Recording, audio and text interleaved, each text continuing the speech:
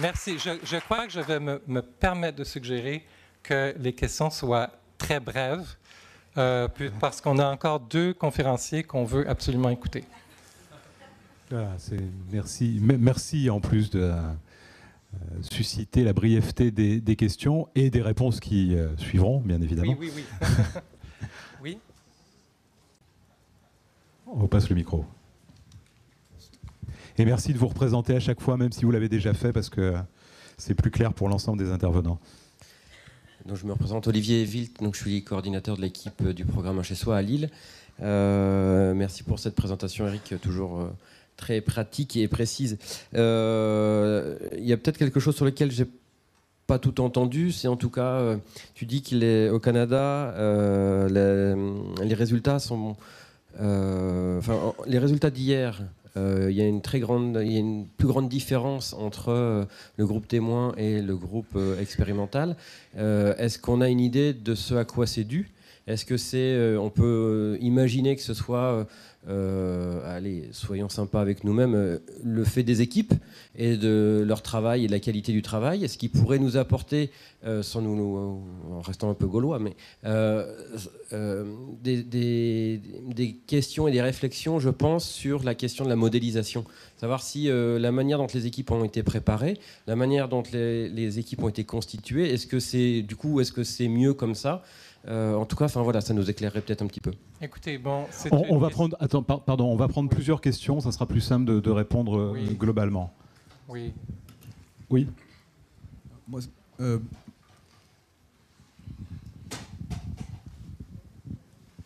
allez-y. Hein. Non, mais en fait, moi, c'était pour répondre à la question. Puisque c'était une question qui était adressée aussi à l'équipe de recherche française. Donc... Eh ben, oui, vous répondez pour l'équipe de recherche française, okay, et puis après, Eric Latimer. Eric, moi je donne mon point de vue, puis tu donneras le tien après. Donc Vincent de l'équipe de recherche française.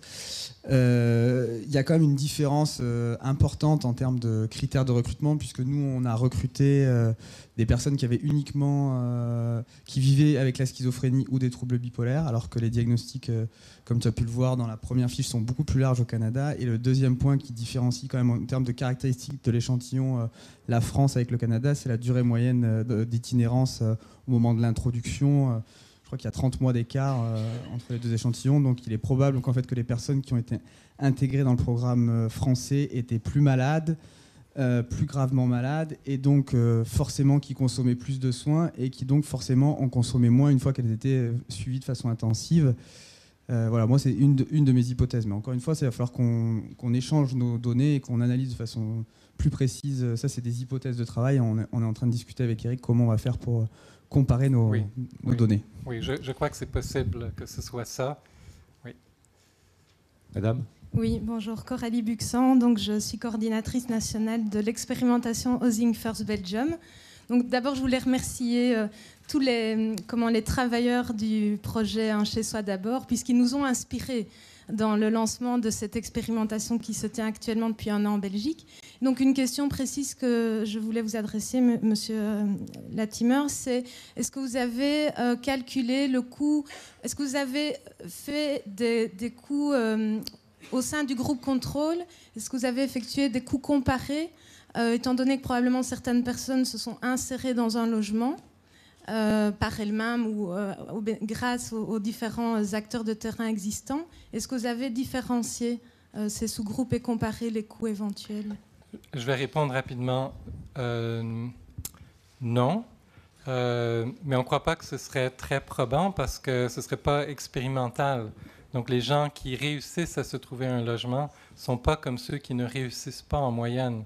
Donc je ne crois pas que ça prouverait grand-chose de toute façon. Est-ce qu'il y a d'autres questions ? Sinon, Eric Latimer va pouvoir répondre à oui, encore une, et puis après, vous répondrez aussi sur la première interpellation. Rock Urtubise du Québec et ayant participé. Oui, j'aurais dû reconnaître ta présence, Rock. Non, je vais revenir sur ce que tu as dit à la fin, Eric, et qui me semble important quand on s'interroge sur justement les suites. Parce que dans le déploiement ou dans le développement d'une politique sociale ou d'une politique publique, un des apports, à mon avis, très intéressants du grand projet canadien, c'est de peut-être relativiser le levier qui est l'argumentaire en termes de coût-bénéfice.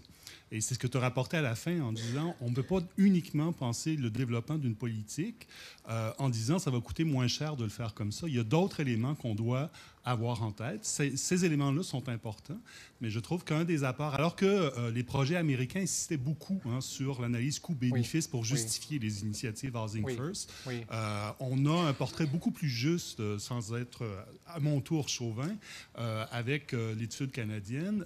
Et ce que ça nous dit, c'est que penser une politique publique, c'est aussi avec d'autres arguments du point de vue des finalités que les arguments de type économique. Ils sont importants, c'est évident, quand on pense des politiques publiques, cette question-là, elle est centrale, mais toute la question du mieux-être des populations et des personnes qui bénéficient de ce programme-là doivent être mis de l'avant avec autant d'importance que les questions économiques. Alors, je voulais rebondir un peu sur ta conclusion. Oui, je suis d'accord, mais je dirais que dans le Canada anglais, ces arguments économiques ont eu plus de poids auprès du gouvernement fédéral dans le financement de programmes de type Housing First qu'au Québec. Oui, on est... Et sur la première question qui avait été posée... J'en ai dit suffisamment. D'accord. Je vais m'arrêter là. Pas d'autres... Oui, une dernière question. Oui, avec le micro, s'il vous plaît. Merci. Catherine Pécard, donc, faisant partie d'un des groupes porteurs à Paris. Je m'interroge sur la comparabilité économique dans le temps. Alors, on ne peut pas y répondre là, mais est-ce que comparer des coûts sur les 2 années du programme tient? Et est-ce qu'on peut faire des prospectives économiques, c'est-à-dire qu'une politique qui changerait, qu'est-ce qu'elle pourrait économiser à terme sur une population de personnes souffrant avec des troubles psychiques? C'est une question très intéressante. En fait, quelques-uns parmi nous en discutions pendant le déjeuner. Oui, je crois qu'on pourrait faire un exercice de modélisation pour estimer quel pourrait être l'effet à long terme. La difficulté, c'est qu'on n'a pas de données empiriques pour le savoir à l'heure actuelle. Par contre, l'équipe de Toronto a obtenu une subvention des Instituts de recherche en santé du Canada pour faire un suivi soutenu de leurs participants pendant encore 2 ou 3 ans, au-delà de l'ancienne étude. Donc peut-être que cette étude-là va nous donner des données empiriques. Mais c'est une très importante question. Vincent, encore de l'équipe Recherche France. Je voulais juste répondre à Roch sur le fait qu'en France, on a aussi mesuré le coût social.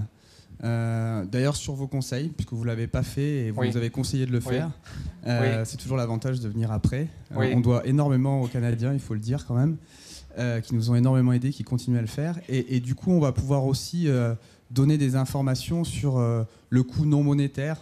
Quand, par exemple, le trouble du voisinage ou le fait de retrouver ses parents, vous ne pouvez pas le monétariser. Et ça a quand même des effets positifs ou négatifs. Et c'est très important de le mesurer. Et pour l'aide à la prise de décision, c'est quelque chose aussi d'important. Tout à fait. Merci, Éric Latimer.